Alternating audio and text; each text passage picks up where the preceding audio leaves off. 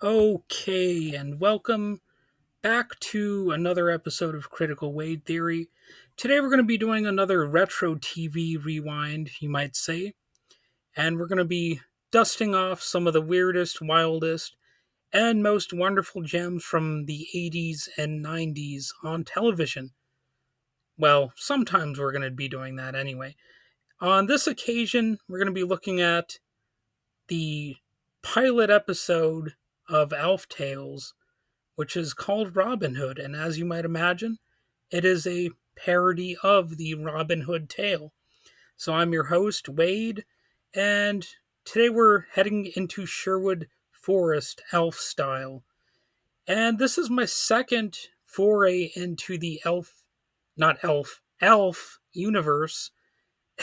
I did another review of another elf cartoon earlier this year, and I wanted to get back into it because Elf is a fun character. He's an iconic aspect of the 1980s.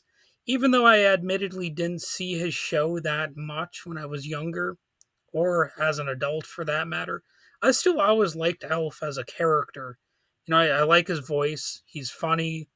He's a little bit charming even, and sure he is known to eat cats, but we all have things that set us apart, and maybe could be considered vices or flaws or whatever. So I think a lot of standard American audiences were able to look the other way as Elf mentioned the possibility of eating a cat burger or something like that. So um, we're kicking off with this Robin Hood tale, and Elf does it in his own way, as you might imagine. It originally aired on September 10th, 1988, and this episode set the tone for what was basically Elf meets fairy tales meets complete chaos. And it's a very whimsical tale, as you might imagine. Picture this: Elf starts as, or stars as Robin Hood starts. Well, I guess he did start as Robin Hood in this uh, fantasy, and instead of just stealing from the rich and giving to the poor, he's also leading a jazz band called Ye Merry Men. That's right, we're in a version of Sherwood Forest where smooth saxophones and swing beats are just as powerful as swords. And that's really what sets this story apart and makes it fun and makes it, I guess, cute, you could say. It's just a funny little story. Robin and his crew go against the usual suspects. There's, a sheriff of Nottingham, and instead of just hoarding gold, they're confiscating household appliances, vacuum cleaners, toasters, maybe even blenders, all part of their unjust tax system. Because why not? You know, you might as well take every, everything, including the kitchen sink. There's that saying, they took everything but the kitchen sink, or whatever. So in this case, they're so devious that they're even like, okay, well, we'll even take the kitchen sink, kitchen sink. Oh my god, I can't talk. But anyway, King Richard is nowhere to be found in the story, at least at first. He's off promoting his self-help book, How to Be a Really Nice King.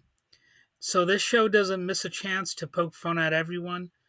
And in this case, they're sort of exaggerating the king as being a hero because who would even read a book called How to Be a Really Nice King? I guess if you're a loyal subject you would, but I think most people in their free time they would have other things to do.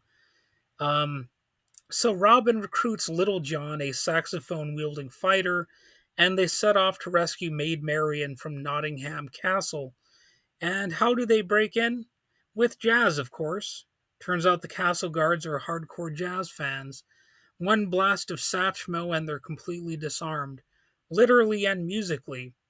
So by the end, King Richard returns, Prince John and the sheriff get their comeuppance, And in true 80s cartoon fashion, their punishment is to watch the Home Shopping Network for 10 years. Ooh, that would be cruel and unusual. Um, it's also kind of hilarious and definitely in the elf mode of telling a story. So you can still catch this episode on Amazon Prime Video and I believe on Peacock if you're feeling nostalgic, and I think they have it on YouTube as well. So you've got a lot of different options for uh, you know capturing this magic in this modern era, and you don't need to pop in a VHS tape or wait for it to come on cable or whatever. You can see it streaming, so that's pretty cool. And if you're curious about what happens when you throw Alf into medieval England with a jazz band and some appliance based tax policy, this episode is going to be right up your alley. And if you're wondering, yes, this show does go further. Other episodes include a Rumpelstiltskin parody where I believe Alf plays a trench coat wearing private eye named Sam Shovel, and there's even a Jack and the Beanstalk episode. So there's a lot of stuff going on. The Jack Shovel is obviously a parody of the detective named Mike Hammer. So very clever. It's potentially groan inducing levels of cleverness, but still fun in my opinion. And really, that's about all I have to say about this. I'm just recommending this episode. I didn't really do it justice. In fact, the only way to really enjoy a cartoon is to watch it, frankly. So I hope some of you might be inspired to check this out because it's a fun show. I think sometimes you need entertainment to just maintain your sanity. It's not just for the purpose of distraction. I think sometimes you just need to take a break if you can and just have a laugh here and there. So if you like fairy tales, absurdity, and Alf in a Robin Hood hat playing jazz, Alf Tales is your kind of weird. So make sure to subscribe to this podcast if you want. If you want to experience my additional recommendations or my social commentary or whatever. And you can leave a review if you want. And hit me up on social media if you want to stalk me there. And there's, probably many obscure TV shows and movies that I'm going to check out in the future. And some are going to be more adult oriented than this, including, who knows, maybe I'll actually get into some actual smut films in the future. I've debated the merits of doing that. I'm not sure how I will exactly tackle that, but I'm interested in looking at all sorts of different movies and TV shows. So until next time, stay retro and definitely learn how to play some smooth jazz saxophone.